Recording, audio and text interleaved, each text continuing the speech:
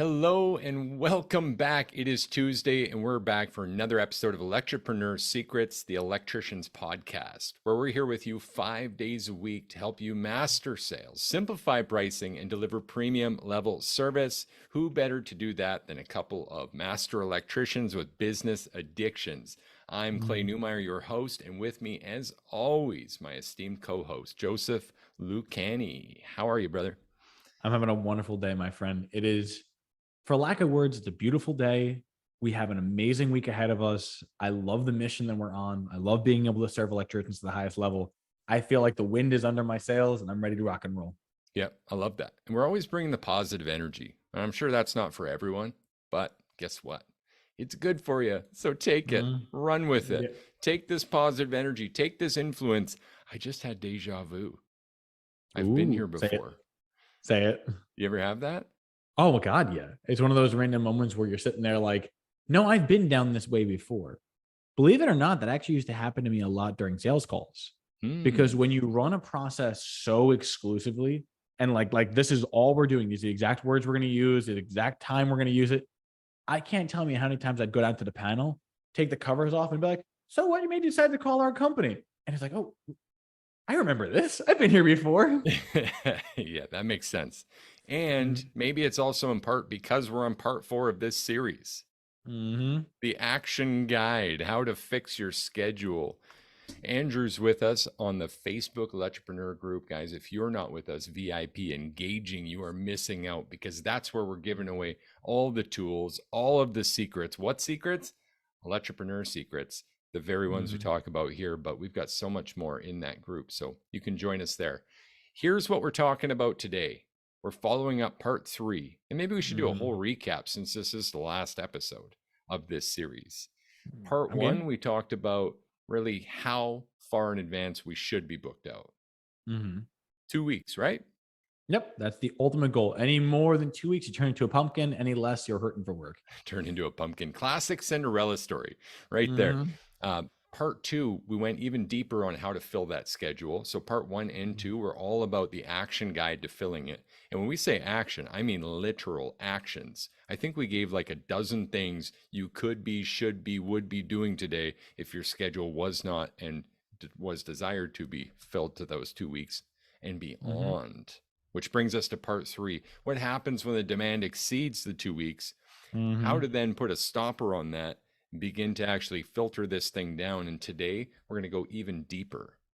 And with your personal experience and with some of the experiences even our clients are having, this is an absolute most important finish to this topic. Joe, I want to thank you for joining me again with it. Truly my pleasure, Clay. Okay. So yesterday, more specifically, we talked about how to rebook and how to qualify at a higher level to ensure. And just as a recap again, guys, you gave us a color coding for your schedule even, which would allow you at first glance to see who's not moving at all. Our highest qualified members, club members, first class pass, versus who could potentially move, versus who should move, and maybe is tentative and maybe not even happening.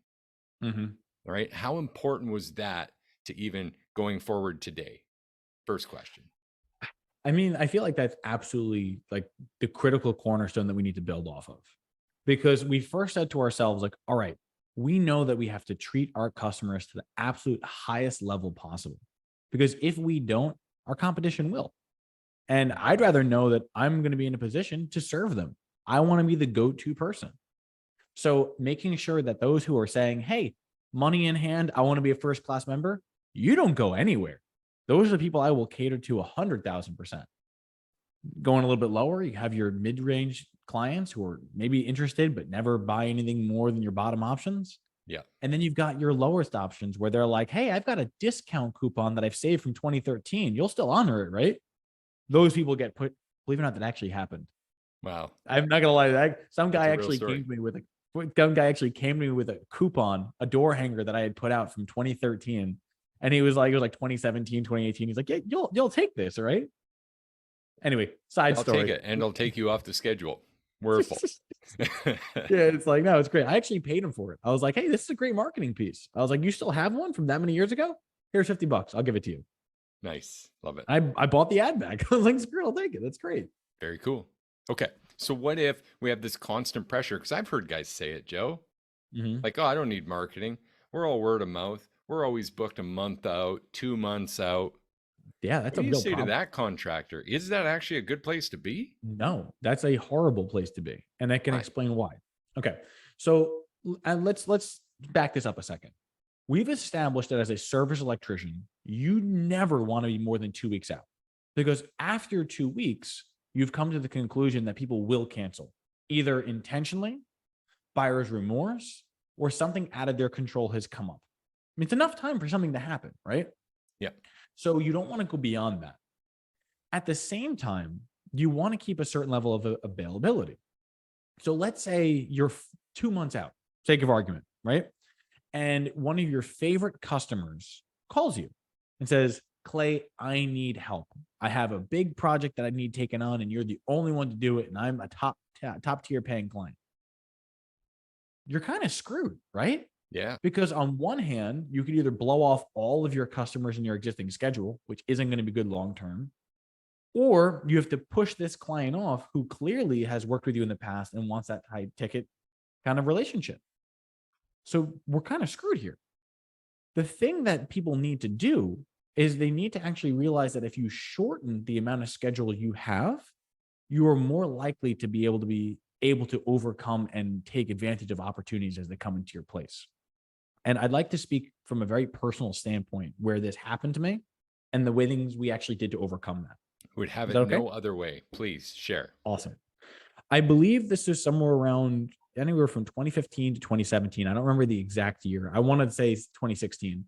But there was a period of time when my partner and I we were doing pool jobs, and I remember it was in the summer, right before summer was coming. Actually, late spring. I'm trying to dig down to the exact time frame. And we had a great winter.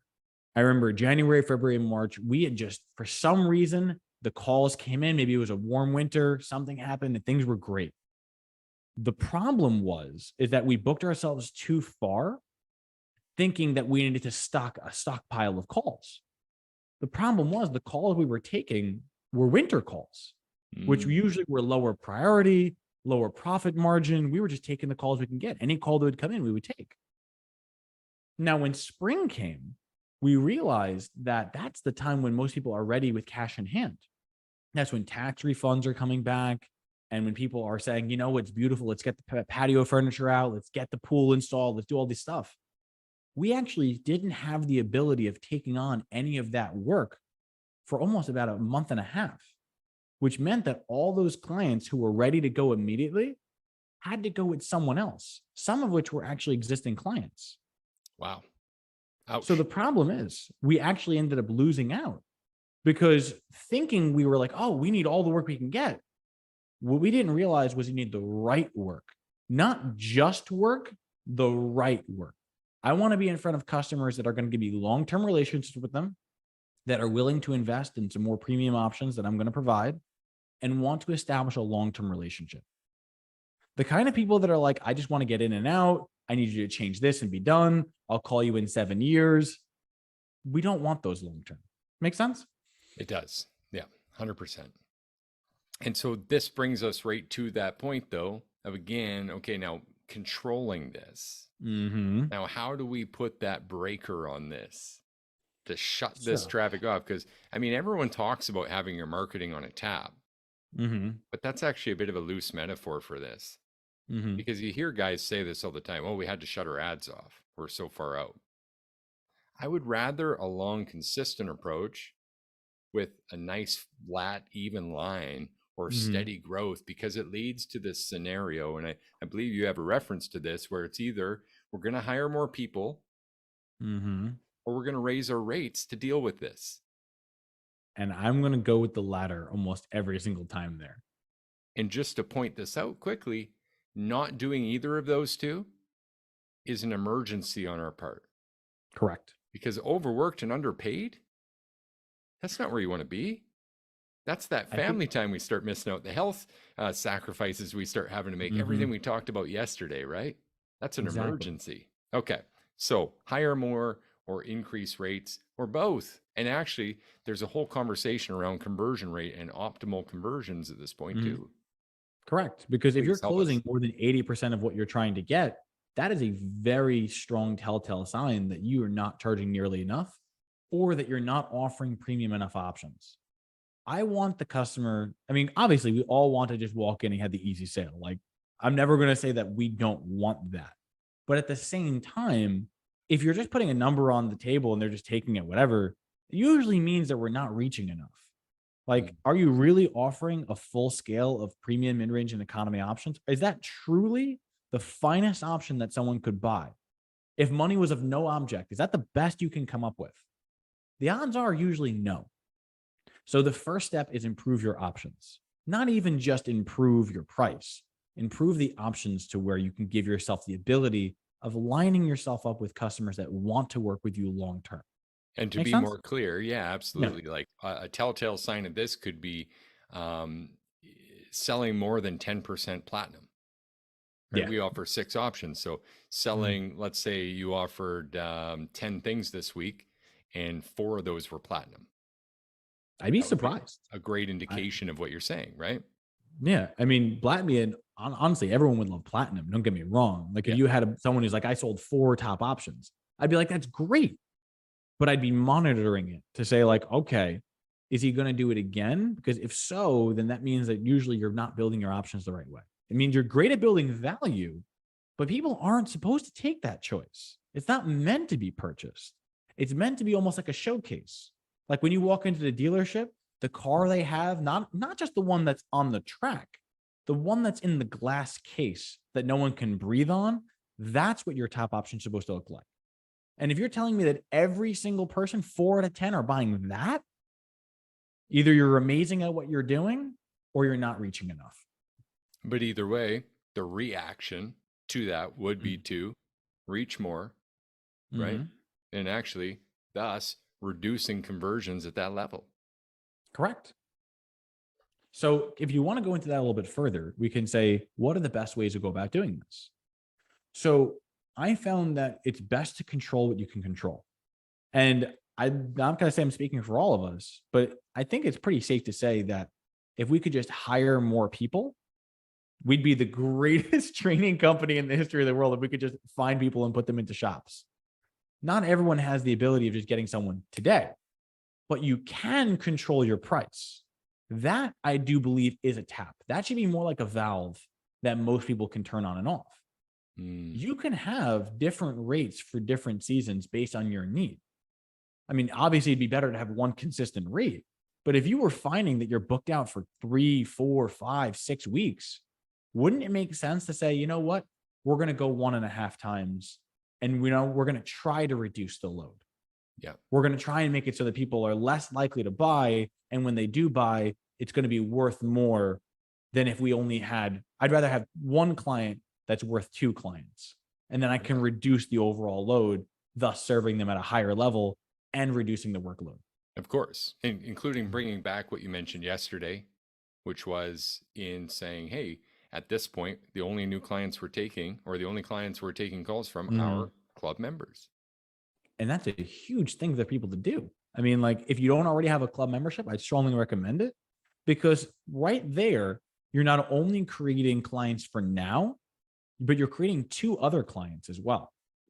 The client you have right now, plus the client they will be in the future, and the addition of someone else who's going to purchase that as well in the future. Can I explain what that means? Yeah, of course. Okay. So let's say we have one club membership customer right now. They paid you for that membership in advance. Yeah. They are a customer. They are the person right now who you're going to be working with exclusively, giving your absolute best energy to. But you're also going to sell the call that you're at right now, the one they called you for. And you also have a full home safety inspection within a minimum of 6 months from that time. Why 6 months? Because if you just sold a $10,000 package, very rarely does someone have another 10K that they're able to just come up with in less than 6 months. Yeah.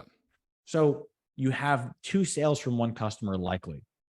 But because you're also telling clients we're only serving our club members at this point, that would give them justification to say, well, what does it take to be a club member? Absolutely. And now you're creating interest in an exclusive program to where now that tribe that you've created starts to feed itself and grow itself rather than you having to do every single bit of the pruning. Not to mention, I mean, what does that really convey as a communication in between the lines to a customer who's just called? Oh, man. I mean, these guys are in high demand, right? Mm-hmm. This is crazy. They don't even take new customers. This is starting to sound like my dentist or my doctor. Mm-hmm. That You know, puts anyone you who at a tries to pretty new find someone level. like that, you want to try to find a provider. I mean, nowadays, I mean, it's any kind of medical field you go into, you're expected to have like a 2 to 3 week wait time. Imagine calling an electrician and saying we can't go for 3 weeks. The funny thing is a lot of us say, oh yeah, we're 3 weeks out.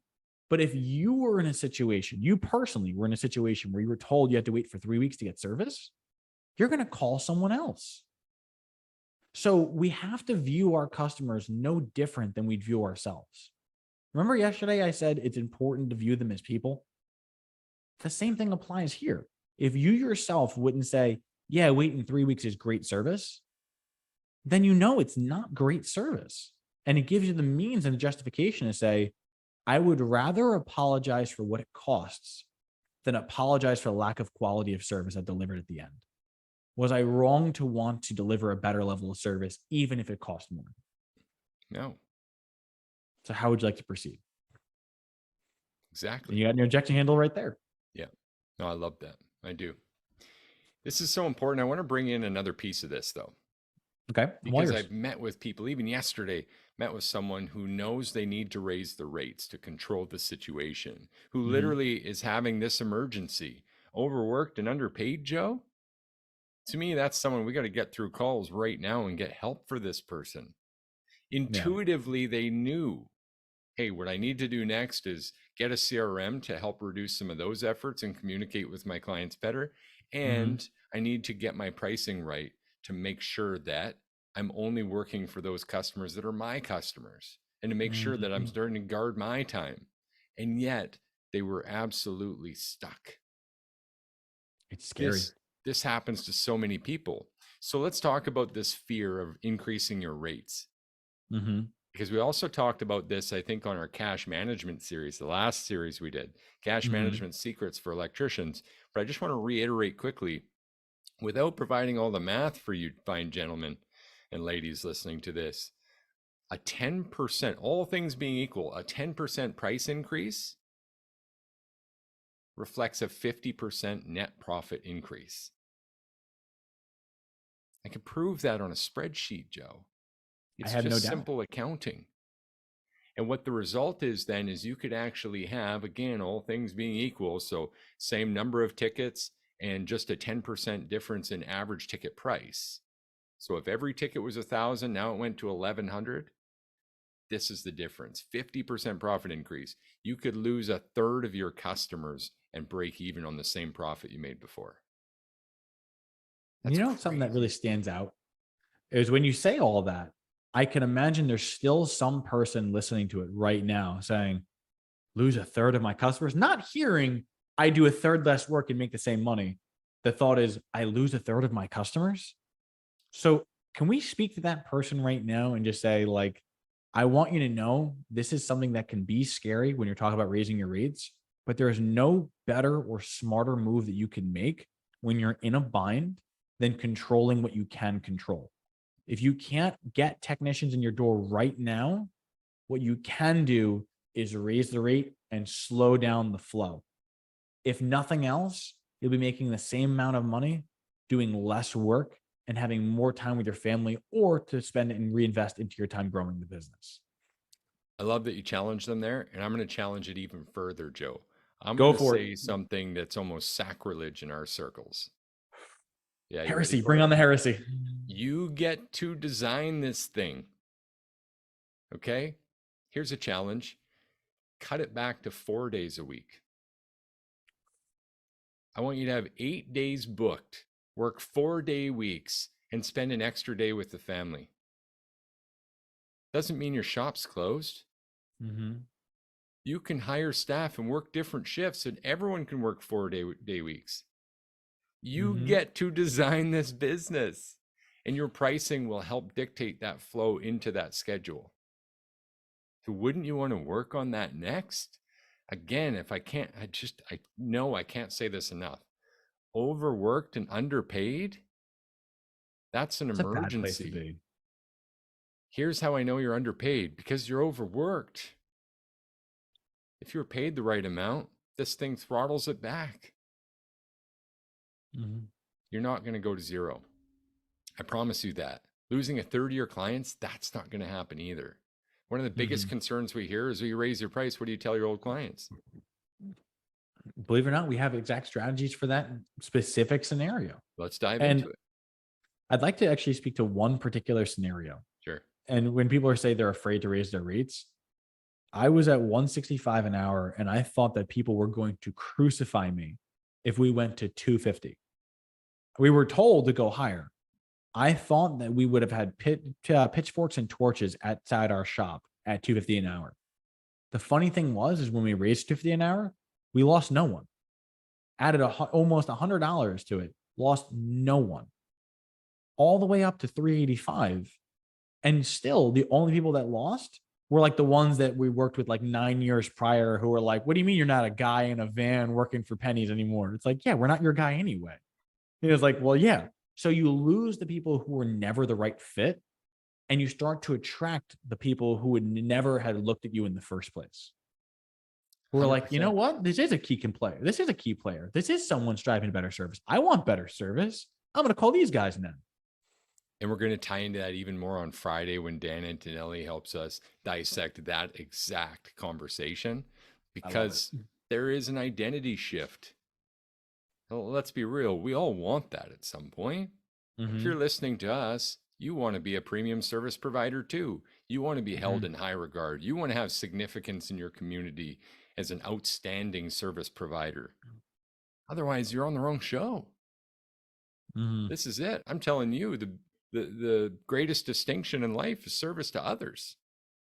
If you'll serve at that level, if you'll hold yourself to that level, people will see you at that level and you'll attract more people. So long as you hold yourself down, you'll keep attracting those types that are down. Mm-hmm. That's the irony of the rat race that we're trying to defeat here. And that's why we got to get out of that race so badly. So many of us are stuck down there, killing each other for the scraps that we never wanted in the first place. But if all of us raised our rates, what would end up happening? Like, just conceive of that for a moment. We all say we're in this bottom rat race, but what if we all went up? Wouldn't that equal out the playing field? Wouldn't that allow us to start living in a way that allowed us to take care of our families and our businesses and our employees the way that they deserve? What is really stopping us? What internal conflict do you currently have? What limiting belief do you currently have that is saying, I am not worth this new amount? Because, God damn it, you are worth it. You just need to be able to admit that to yourself. I believe it. I know Clay does. Why don't you believe that? Hey, I grew up poor too, man. I didn't Mm-hmm. have much, right? I remember eating peanut butter to stay full one day, Mm-hmm. a couple of days, peanut butter and crackers. Like, it's not the worst. It's certainly not the best, but there was no silver spoon. I had the help I needed. But Mm-hmm. that poor mindset, that poverty-stricken mindset is what will keep us there. And I've got It's this limiting great belief. little story actually, and it's a bit funny, but Okay. it is the epitome of the rat race. Hit me. The epitome Lay it of the on. race to the bottom. Okay. So, a guy I used to work with, him and his apprentice were working on a site, and we're in the oil and gas field at this time. Mm-hmm. So, there are some dangers with hydrogen sulfide, H2S, they call it. And Okay. of course, it's a gaseous environment. So, things can go wrong here, Joe. This is a maintenance run. Things Mm-hmm. were running. I mean, it's live, right? We do work with electricity in a gas facility. There's always explosion hazard too. But Makes sense. 12 bells rings, and on this maintenance facility, there's one staff who represents the company that owns it, and these two electrician and his helper, right? And it's lunchtime, 12 bells. So the journeyman's messing with the helper and says, "Hey, I'll race you back to the truck for lunch." Shouldn't do this, right? But it actually happened. They start running to the truck. The operator, the guy who works for the company, sees them running, and he starts running They were joking, so he wasn't. He thought something was wrong. This guy runs past them. He's running so hard. And they see him run past and they're like, oh shit, if the operator's running, something's really going wrong here. So they start running with all their heart. The three of them get outside the gates to their trucks and they're huffing and puffing. And the operator goes, what the fuck's going on out there? And they're like, I don't know. We saw you running and we just started running. What is going on? He's like, no, you were running first. And they said, oh, no, we were just racing for lunch. That's the rat race. That's the race to the bottom. Everyone's on this track. Everyone's running this race. No one knows where it leads to, and no one quite knows why they're there, but they're all afraid of this thing. And they all want to get there faster than the other person. And it's not real. The thing's not real, Joe. Wow. I want to use that story going forward because that's awesome. That's actually, I feel like that's one of the best descriptions of it. I didn't see it coming. I was like, where's the story going to go? That's it. It was freaking lunch break. There was no value, no light at the end of that tunnel other than a sandwich. I mean, that is a light at the end tunnel. You kidding me? A nice Italian. I love it. So I get it. You want to control your schedule, guys? You heard it from Joe first. You got to raise your rates. You ought to be qualifying for a greater program. Increase qualifications, increase rates. Guess what? You're going to get more control, like dampers on this thing. And you need that control. Because like Joe said, you don't want to be 4, 5, 6, 8 weeks out. Not in service. What about all the opportunities you'd be saying no to? And this is the human problem. Because there's risk. There's inherent risk in this. And it is, well, what if 8 days goes by? What if 10 days goes by and then I don't get anything, Joe? And it's a scary thought, right? But I want to say it is a valve. You can open and close at any time. So many people are very afraid that if I raise my rate now, I can never lower it. Not true. Obviously, you'd raise your rate when things are like flowing in on a constant bell. But if you're telling me that literally everything's shut down, you got like your greatest fears came true, and suddenly the phone stopped ringing. We just gave you in the beginning of our campaign here the steps you would take. And you could ramp down that price if you needed to until you got to your 2-week mark again and then ramp it back up. But I would take the steps first. Control. Absolutely. You take those steps first, though. Of course. Yeah, I'm not saying just drop the rate immediately. Yeah. Obviously do the things and then lower it. Yeah, sequential order. Because even today in our client group, one of our guys just last week, right? He said, yesterday was a 16K day, 2 platinum sales, and 30 leads in the last week. This is someone that went from no leads, ultimately, slowed down. And Zach, right, doing awesome. He was having 30K weeks for months. And all of a sudden, it's just like, everything stops. But in those high times, we get complacent and we stop doing all the other little efforts in our marketing. We stop doing the whole list because we're busy. Just last week, right? Gets back on social media, gets back to conversations. As we said in the first 2 episodes, more conversations equals more work. And today reports this huge win. All of a sudden, 16K day, double platinum package, and 30 new leads last week. I'll take a week like that. That sounds nice. That's a great day. Right? Fantastic. So this is just a revolving door. It's constantly working it. And that's why I'm always cautious of the people that tell me, you know what, it just comes in organically. Like, I don't have to do anything. I'm booked 2 months out all the time. That to me is a really dangerous place to be. Agreed. Without those efforts, because when it does go, then what? When there isn't anything, then what? You've got no preparations, no plan, no exercise, no muscle memory. You don't know how to recover. Can we say something about this here? Because I feel like this is an amazing topic to discuss. This is exactly why we are so insistent on training for slow season. Because if you think about it, we're talking about a parallel subject right now. Sometimes people are worried about the leads. We believe that you should control what you can control. Everyone knows that when busy season comes in, you can sometimes feel like an order taker. You're not closing, you're just taking the deals.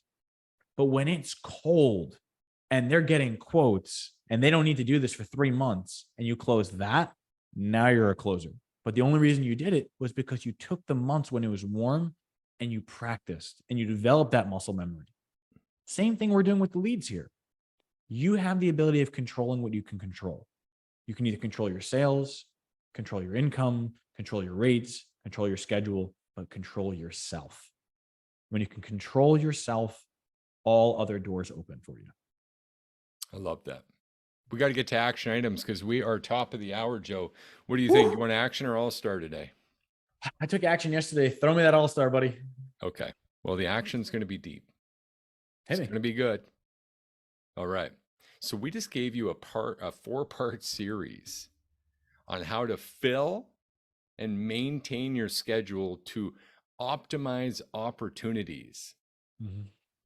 To me, for a CE owner of a service company, this is the primary thing to master because it included pounding the pavement to get leads. Mhm. It included learning to throttle your sales. But we even included the personal factors like the reasons why you want to be at 2 weeks, why you optimize that. Mhm.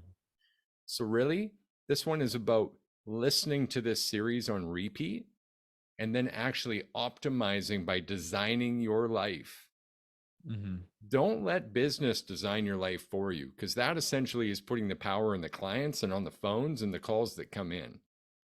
I want you to plan your health, family, then business, as we discussed yesterday. I Mhm. want you to put some health stuff first because something crazy is going to happen when you prioritize your health.